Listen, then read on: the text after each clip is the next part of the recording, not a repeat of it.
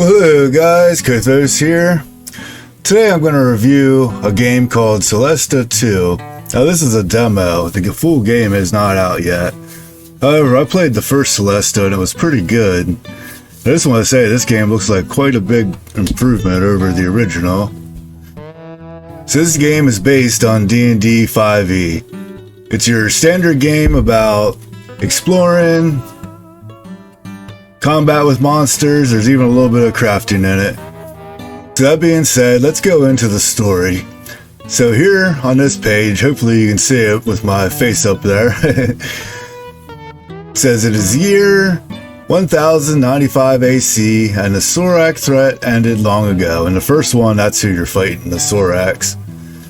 So basically the way the game starts, you get a party of 4 people and they're pre-made for you, so you don't get a chance to make them. Now I'm sure once the base game actually starts, you'll be able to do all that kind of stuff.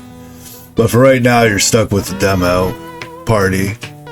So let's take a look at them real quick. So here we got ourselves a Dwarf Paladin. Next up, we have a multi-class Fighter Cleric. We have a good old Sorcerer. You know, you need some magic in your party, of course. And last but not least, we got a little rogue. So that's your default party that the game starts you with. More than enough to get you through your adventure. So let's go into what the story's about here. So we're going to watch a little clip here. What happened here? I hope that's not Ellie's home. Otherwise, we're sleeping in a tent. Acid. Looks like the work of a black dragon. Black dragon indeed. Apparently there's a black dragon prowling around this town. And from what I get from the story is that he's digging into the caves underneath the town. And as you walk around, tremors will happen. And the people are blaming it on the black dragon. But apparently if you go even a little bit further, you'll find out it is indeed not the black dragon. Apparently he must be some kind of red herring. And there's another threat going on down there. I won't spoil it for you guys. Alright, so up next, let's talk about the gameplay. So it pretty much has the same gameplay as you would expect out of any D&D game.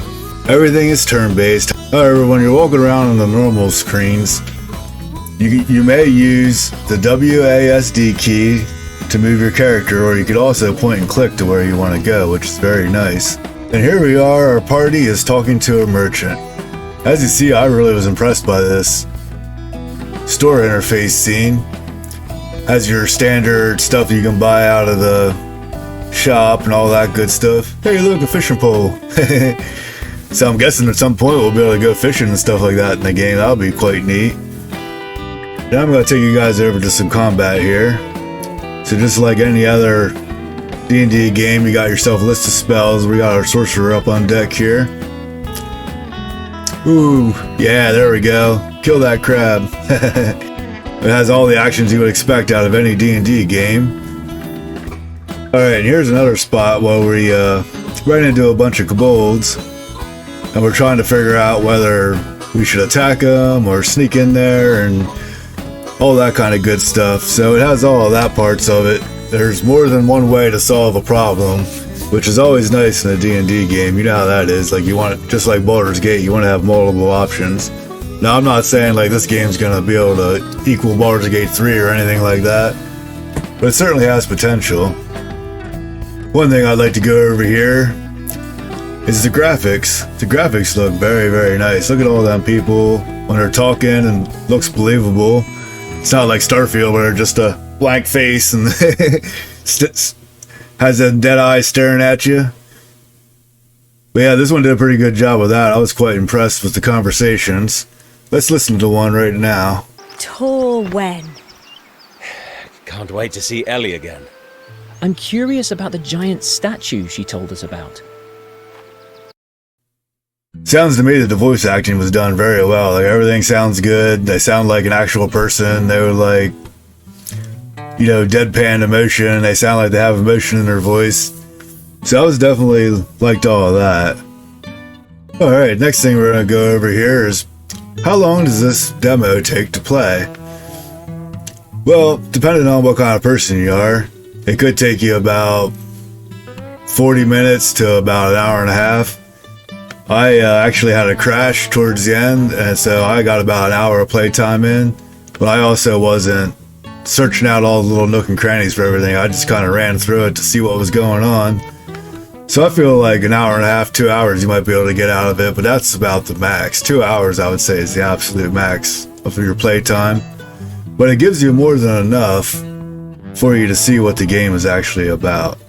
So, will this game be any good? Well, we never know for sure, but from what I'm seeing so far, it's looking pretty good. Was there anything bad in it? I mean, I crashed, so that wasn't good. But other than that, I didn't find too many problems. You see how I'm spinning around in a circle there, though? I've noticed that sometimes there's issues where I had trouble seeing where I was actually at, like this right here. Like you could see the crab there behind the cliff, but it gets disorienting sometimes. So I think they need to work on that a little bit, but other than that, I'd say it's in a pretty good place. Alright guys, we're going to call this an end of the review here. So this demo for right now is free on Steam, so feel free to jump on there and check it out. I wanted to let you know that I have my Let's Play of this I'm going to be downloading that at the same time. So if you want to check out what the game's like in normal gameplay, feel free to check out that Let's Play. And until I see you guys next time, this is Kotho saying goodbye. And I hope you guys have lots of fun gaming out there.